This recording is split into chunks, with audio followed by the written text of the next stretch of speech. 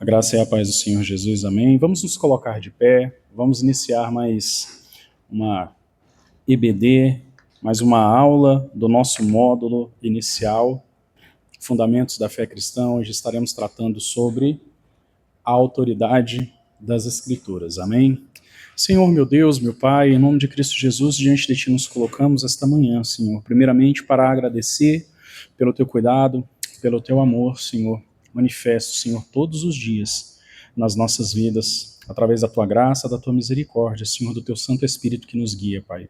Em nome de Cristo Jesus, Pai, abra os nossos olhos, Senhor, abra os nossos ouvidos, mas acima de tudo, Senhor, os nossos corações, para que possamos estar abertos, Senhor, e sensíveis à voz do Teu Santo Espírito, àquilo que o Senhor deseja nos comunicar esta manhã, Senhor, que possamos estar aprendendo de Ti, Senhor, descansando e nos deleitando em Ti, na Tua presença, na Tua palavra, para assim sermos verdadeiramente transformados, Senhor, exaltando e glorificando o Teu santo nome, Senhor, com as nossas vidas, em nome de Cristo Jesus. Amém.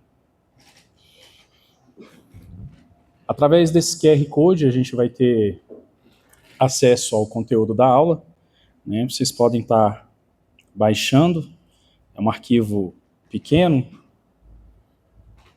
é um arquivo do Word. Vou aguardar vocês estarem fazendo download para estar acompanhando, não somente com os slides, mas com o esboço da aula.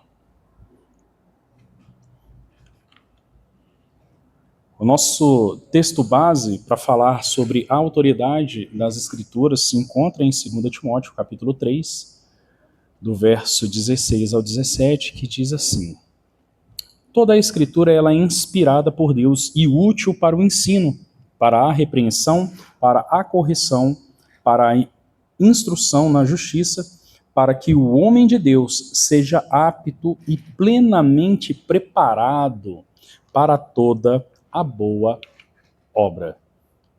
Amém?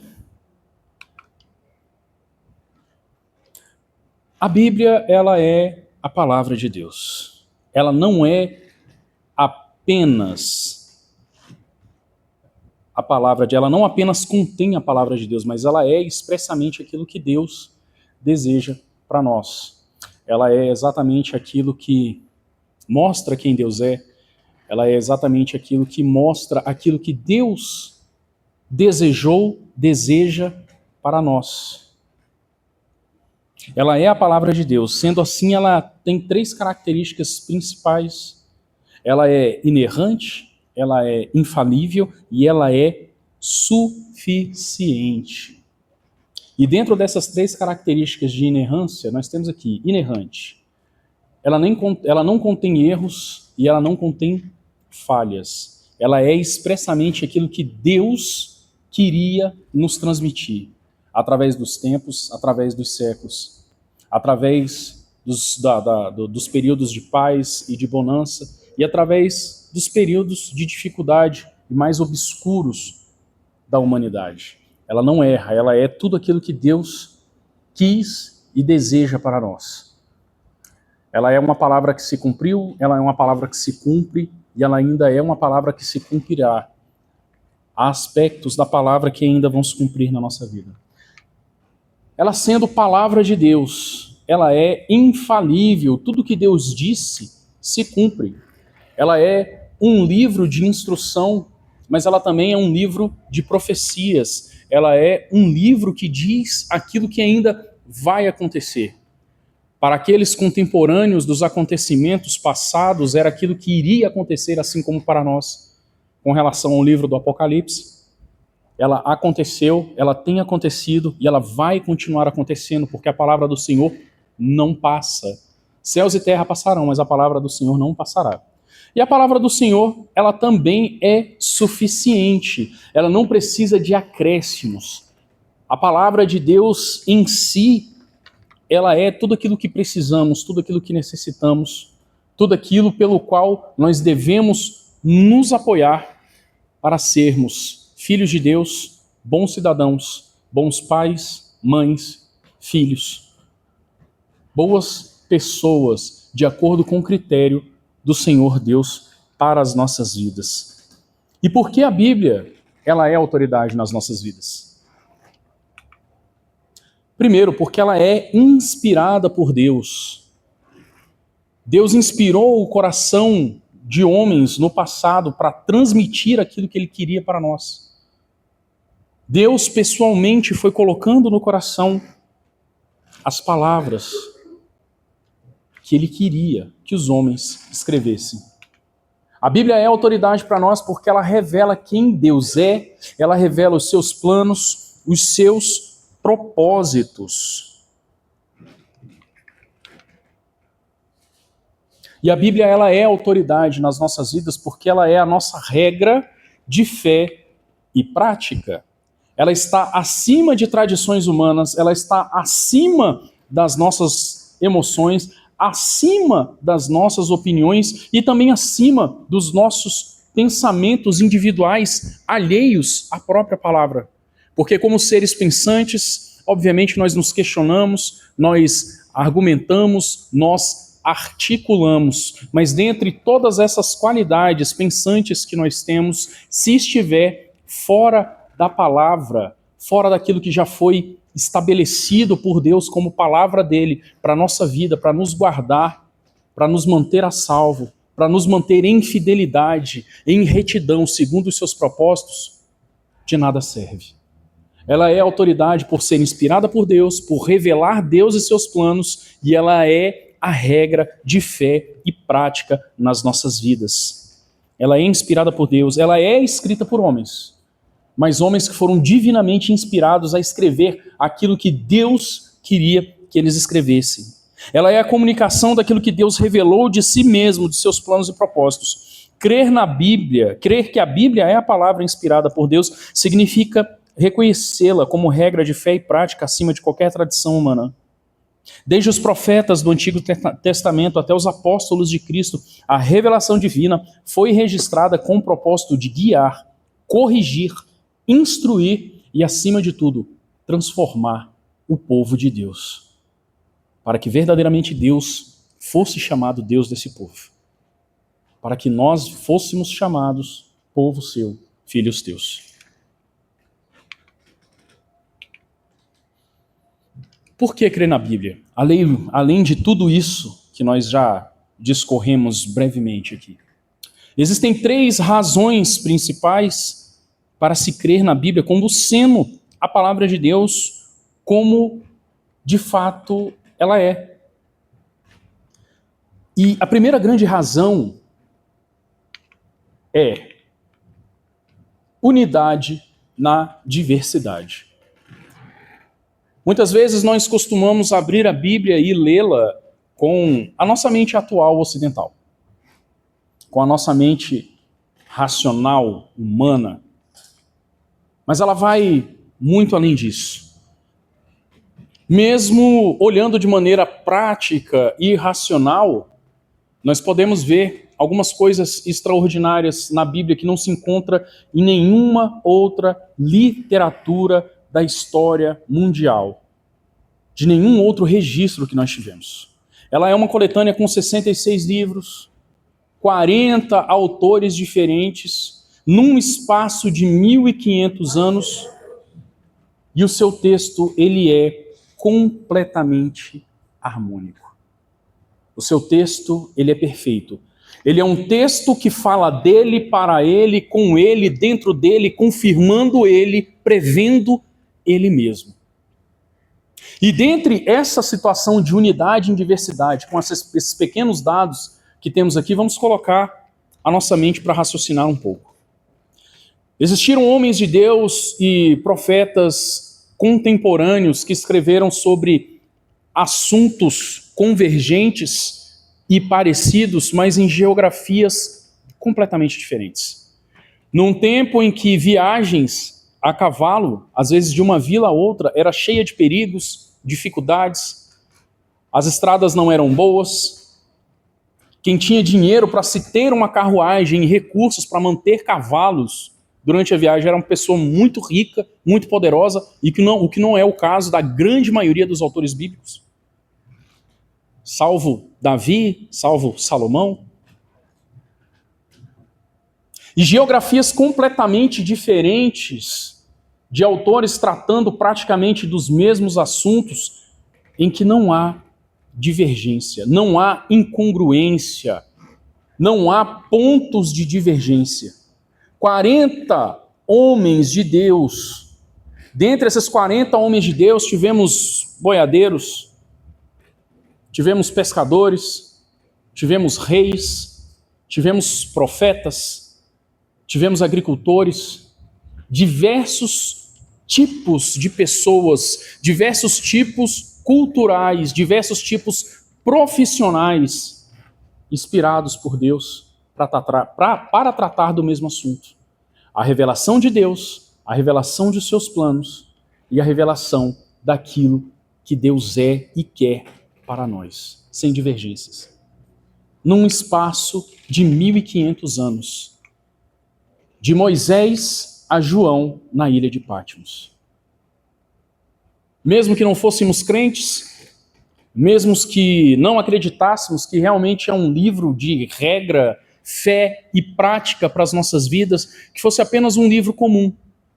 Esse fato ele é extraordinariamente extraordinário. Já torna a Bíblia um livro diferentíssimo. Outro motivo para se crer na Bíblia: as profecias que se cumpriram, as profecias que se cumprem e aquelas que ainda se cumprirão. Somente se tratando do nosso Senhor e Salvador Jesus, é um conjunto de profecias, de olhares para o futuro, numa quantidade tão assombrosa, para se cumprirem, para se alinharem, que é matematicamente quase que impossível. Eu ouvi um pregador certa vez dizer que só as profecias relacionadas a Jesus, para elas se cumprirem de maneira aleatória, como elas se cumpriram, para se ter uma ideia, você pegaria o estado do Rio de Janeiro, você cobriria o estado do Rio de Janeiro com moedas de R$1, numa altura de 30 centímetros de moedas, e você marcasse apenas uma moeda e colocasse uma pessoa para localizar essa moeda, e na primeira tentativa dessa pessoa, no meio desse mundo de moedas de R$1, ela achasse exatamente a moeda que você marcou. Essa é a probabilidade matemática aleatória para que qualquer outra pessoa vivesse o que Jesus viveu de maneira profética, de maneira aleatória. Então é um dado, é uma ideia matemática que não se pode ignorar. Isso se tratando apenas de Jesus. Aquele que o mundo não conhece, não conheceu, tira por chacota, por piada. Mas vamos sair da seara da salvação, mas ainda falando das profecias bíblicas e falando de suas probabilidades matemáticas, ou saindo das probabilidades matemáticas, e indo para fatos históricos, como a libertação do povo de Israel no cativeiro por Ciro, dentre outras profecias no Velho Testamento. Ele é um livro que fala daquilo que virá de maneira assombrosa, de maneira maravilhosa. Ele é infalível, ele é inerrante. Ele não erra, jamais. Ele entrega tudo aquilo que está escrito nele. Por que crer na Bíblia? Porque ela é poder, ela é espírito e vida e produz um novo nascimento. Você pode pegar quaisquer outros livros da nossa literatura mundial e você não vai ter o efeito que a Bíblia pode produzir, e ela produz na vida daquele que é carente de salvação, carente da paternidade de Deus, carente de um apontamento de destino, um apontamento, uma direção de vida, uma mudança de vida. Todos os presidiários do nosso país e em alguns outros grandes países também cristãos têm acesso a uma biblioteca gigantesca dentro do seu tempo livre nos presídios. Mas o único que realmente transforma, liberta, muda, é o único livro que tem esse poder. Ela é a Bíblia. É o livro que realmente muda vidas.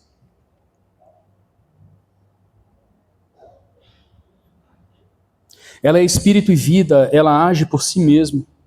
Ela é poderosa, ela é a divina semente que, regada pelo Espírito Santo, produz novo nascimento. A leitura bíblica, ela é a própria voz de Deus.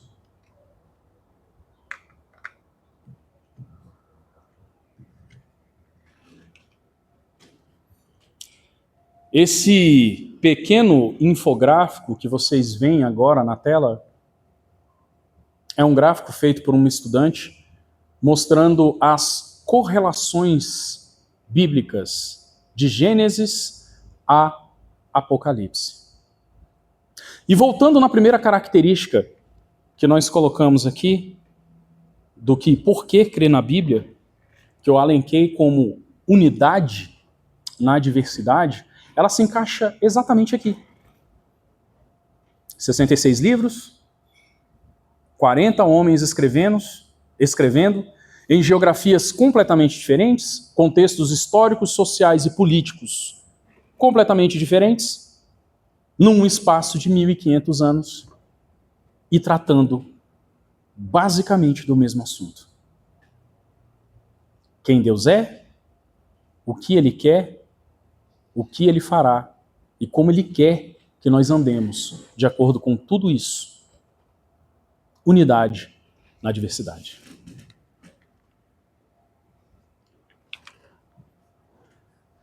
O texto base de 2 Timóteo, capítulo 3, verso 16, nós vamos estar examinando ele agora de maneira mais assertiva. Vamos lá. O texto diz que toda a Escritura é inspirada por Deus e útil para o ensino, para a repreensão, para a correção, para a instrução na justiça, para que o homem de Deus seja apto e plenamente preparado para toda boa obra. Então vamos lá com a primeira frase.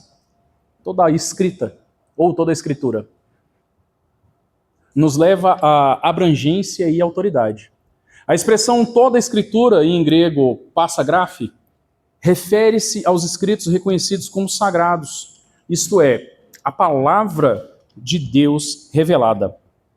Para Paulo e Timóteo, isso incluía primordialmente o Antigo Testamento, porque na época de Paulo, o Novo Testamento ainda não estava compilado. Mas o contexto da igreja primitiva já começava a reconhecer os escritos apostólicos como igualmente inspirados, justamente pela unidade na diversidade, testemunhando de Jesus e nos lembrando daquilo que Deus já estava nos ensinando desde os 10 mandamentos. O amor fraternal, a adoração que Deus queria e como nós deveríamos proceder em sociedade.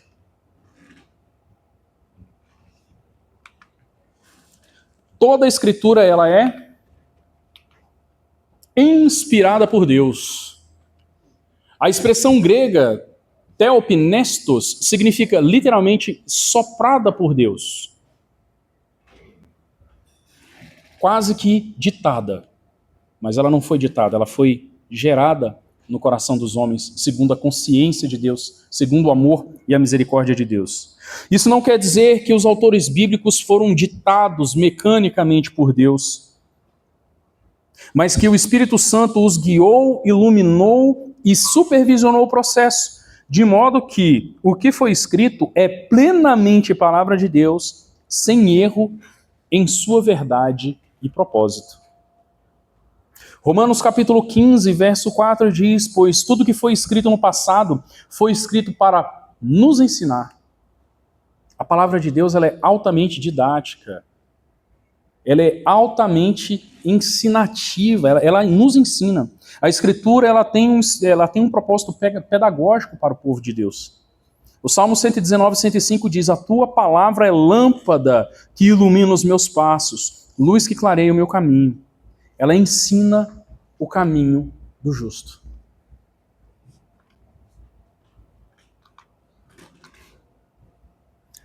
Ela é divinamente inspirada e ela é útil para o ensino. A Escritura é útil para o ensino porque ela revela quem Deus é, qual é a sua vontade e como devemos viver.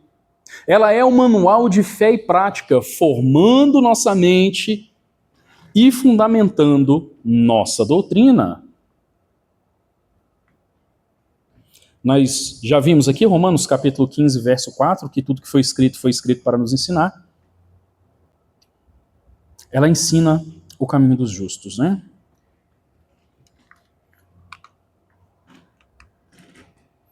Ela é útil para o ensino e para a repreensão. A repreensão mostra o erro, confronta o pecado e traz consciência de desvio àqueles que têm um coração ensinável e tratável. A Bíblia funciona como um espelho que revela onde o coração e a conduta se afastam da vontade de Deus. O Provérbios 6, 23 diz: pois o mandamento é lâmpada e instrução, é luz, e as correções da disciplina são o caminho que conduz à vida.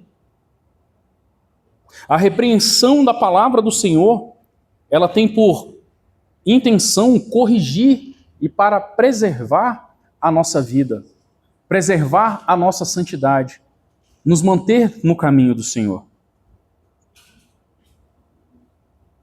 Apocalipse 3,19 diz: eu repreendo e disciplino aquele que amo. A repreensão, ela é um ato de amor. Ela é um aviso de que estamos saindo do caminho, que estamos nos desajustando. É um aviso em amor. Para a correção, depois de repreender, a Escritura corrige o caminho, ou seja, ajuda o crente a voltar à verdade. A correção não é apenas apontar o erro, que no caso isso seria a repreensão, né? Mas também restaurar a direção correta. A lei do Senhor é perfeita e revigora a alma. Os testemunhos do Senhor são dignos de confiança e tornam os sábios os inexperientes. Salmos 19, 7. Obrigado, filha.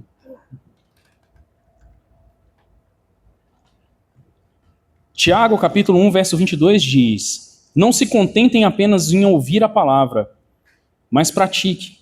Aquele que observa atentamente a lei perfeita será feliz naquilo que faz.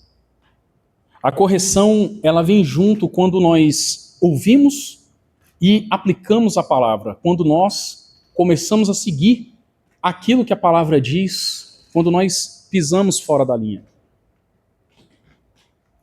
E essa palavra, ela produz vida em nós.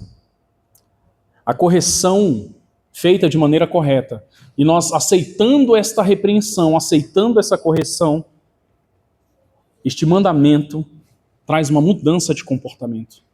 A nossa conversão, ela é diária.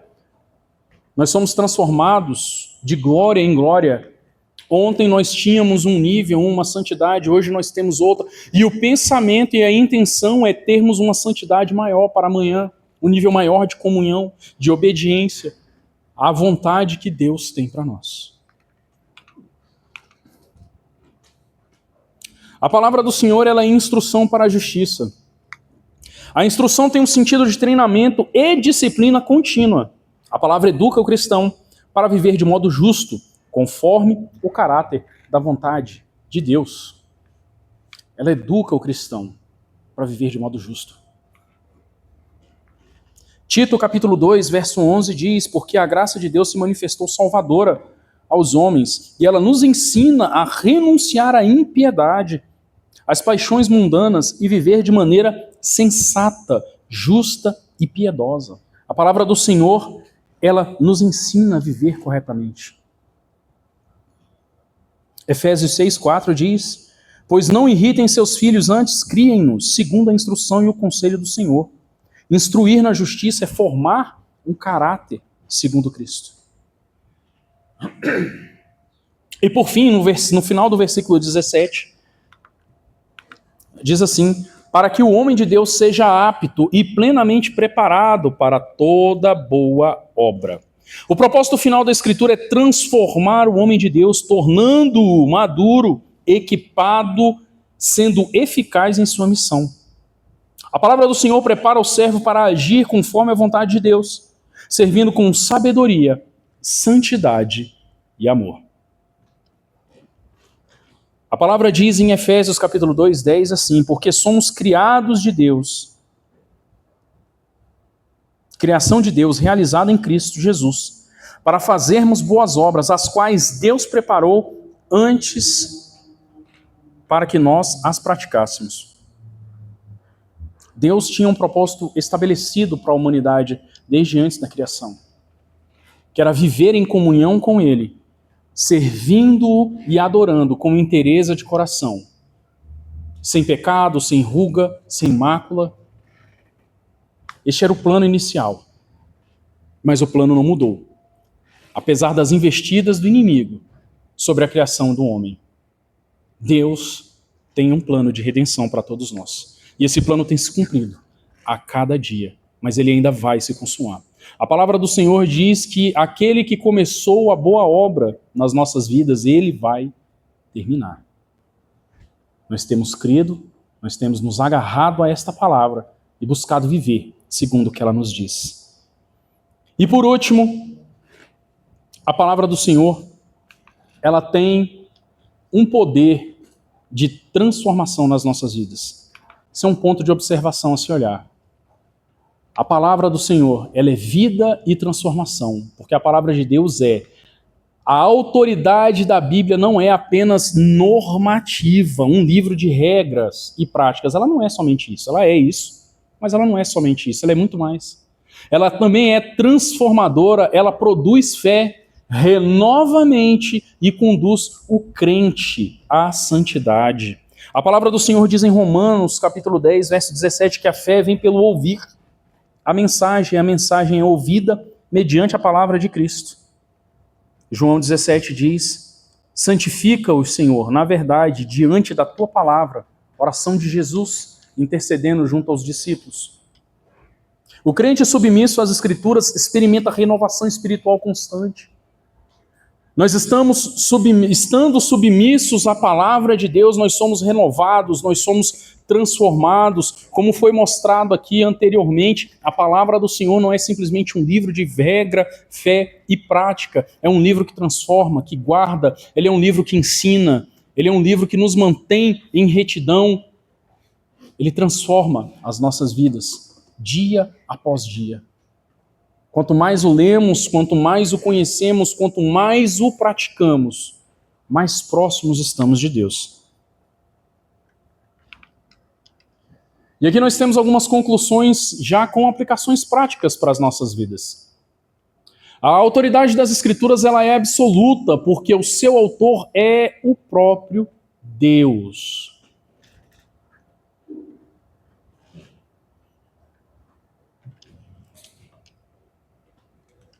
A Bíblia não é apenas um livro antigo, mas ela é a voz viva do próprio Deus. E aplicando esta informação com temor e tremor, devemos reservar um tempo diário para ouvir esta voz, ler, meditar e orar sobre aquilo que Deus tem falado por meio de sua palavra. Devemos nos submeter à autoridade das Escrituras. A palavra é o padrão de fé e prática, acima de opiniões, emoções e tradições. Tendo isso em mente, devemos tomar a decisão de sempre perguntar o que a Bíblia diz sobre aquilo que vamos fazer, pensar ou dizer. Devemos alinhar a nossa vida à vontade de Deus. Permita que a palavra o corrija e o confronte. A Escritura ela é útil para repreensão e correção, como vimos no texto de 2 Timóteo. Ela não apenas revela erros, mas também restaura o nosso caminho, restaura as nossas vidas, restaura a nossa maneira de agir. Quando a leitura bíblica expuser um pecado ou alguma atitude errada, Devemos responder com arrependimento, confissão de pecados e obediência à prática daquilo que Deus quer para as nossas vidas. Seja treinado pela palavra para viver em justiça. A instrução na justiça é um processo de formação espiritual contínua. Como eu disse anteriormente, nós lemos a palavra e continuamos lendo e continuamos relendo. Ele é um livro, ela é uma palavra que se atualiza todos os dias na nossa vida. Há uma revelação especial de Deus para cada um de nós, todos os dias da nossa vida, lendo a palavra de Deus. Deus fala a mesma coisa de formas diferentes, às vezes com o mesmo texto, tocando os nossos corações, renovando a nossa mente, desnudando a sua vontade, tirando as escamas dos nossos olhos, para que possamos enxergar aquilo que precisamos mudar, aquilo que precisamos agir, para vivermos em santidade, exaltarmos e glorificarmos o teu santo nome. A instrução na justiça é um processo de formação espiritual contínua. Busquemos aplicar os princípios bíblicos em áreas concretas, cotidianas. Nosso trabalho, nossa família, relacionamentos, finanças, até que o caráter de Cristo seja formado em nós. E por último, deixe a palavra capacitá-lo para servir. O objetivo final é que o homem de Deus seja apto, plenamente preparado para toda boa obra. Use o conhecimento bíblico para servir aos outros, ensinando, aconselhando, evangelizando e vivendo como um exemplo da graça de Deus. A palavra do Senhor, ela é poderosa. A palavra do Senhor, ela é útil para o ensino, para a repreensão, para a correção, para a instrução na justiça. E para que tudo isso nos torne verdadeiras testemunhas de Cristo. Não somente com os nossos lábios, mas também com as nossas atitudes. Deus espera que nós sejamos completamente transformados a cada dia pela sua palavra, pela gloriosa presença do teu Santo Espírito. Que nós venhamos a despertar o nosso total potencial segundo aquilo que Ele nos deu. E nós só podemos alcançar isso através de comunhão. E essa comunhão, ela só vem através de oração, estudo. A palavra do Senhor diz conhecer e prosseguir em conhecer ao Senhor. E nós só o conheceremos através da leitura, através da comunhão com Ele. Ele se revelando dia após dia, versículo após versículo, capítulo após capítulo, página após página, livro após livro. No livro em que Ele se revela como autor, consumador da nossa fé.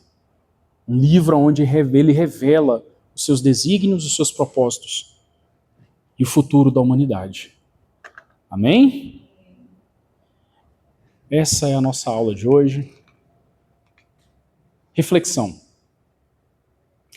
Que possamos valorizar a palavra de Deus, estudá-la com diligência, obedecê-la em todas as áreas da nossa vida e defendê-la em um mundo que a questiona. Que a Escritura seja sempre a nossa bússola, o nosso guia, nos conduzindo à verdade, à justiça e à vida eterna. Amém? Vamos nos colocar de pé. Senhor meu Deus, meu Pai, em nome de Cristo Jesus, mais uma vez, Senhor, esta manhã nos colocamos diante de Ti, Senhor. Agradecendo, Senhor, pelo manifestar, Senhor, da Tua glória através da Tua palavra, Senhor, neste lugar, Deus. Agradecendo, Pai, pelo Teu Santo Espírito, Deus, que nos guia, que intercede junto a Ti, Senhor, por nós, com gemidos inexprimíveis, Senhor. Agradecemos, Pai, pela instrução da Tua palavra. Agradecemos, Senhor, pelo Teu amor, pelo Teu cuidado, Pai. Em nome de Cristo Jesus, Pai, que a Tua palavra seja constantemente, Pai, nas nossas vidas, verdade, caminho, luz, que ela possa nos guiar, Senhor, segundo o Teu querer, segundo a Tua vontade, Senhor, nas nossas vidas, Deus. Que verdadeiramente, Pai, nós possamos ser praticantes, Pai, daquilo que está contida na Tua palavra, para que possamos ser esposos melhores, esposas melhores, filhos, pais melhores, funcionários melhores, Senhor, patrões melhores, seres humanos melhores, Senhor, servos da Tua casa, cumpridores da Tua palavra, Senhor, proclamadores do Teu Evangelho, Deus. Que nós possamos, Pai, verdadeiramente ser transformados, Pai, pela Tua palavra, para exaltar e glorificar o Teu santo nome. Que o Teu Evangelho, a Tua vontade, o Teu querer, Senhor, expressa em nós, não seja vergonha para Ti, Senhor. Em nome de Cristo Jesus, Pai, abençoa, Senhor, todos aqueles que aqui estão. Abençoa, Pai, todos aqueles que futuramente estarão assistindo esta aula, Senhor, online, Pai. Guarda esta casa, guarda os filhos seus que aqui estão, Senhor. Abençoe, Pai, os pastores, Senhor, que o Senhor tem levantado neste lugar, Senhor. Traga a revelação do Teu santo altar, Pai, dentro da Tua palavra, Senhor, ao coração daqueles que ministram na Tua casa, sejam através das orações intercessórias, Senhor, seja através do louvor, mas principalmente, Senhor, pela palavra, Senhor, ministrada no Seu púlpito, Pai, e pelo ensino ministrado na escola bíblica dominical neste lugar, Deus. Que Seu nome verdadeiramente seja exaltado e glorificado neste lugar, Senhor. Nós Te agradecemos, em nome de Cristo Jesus. Amém.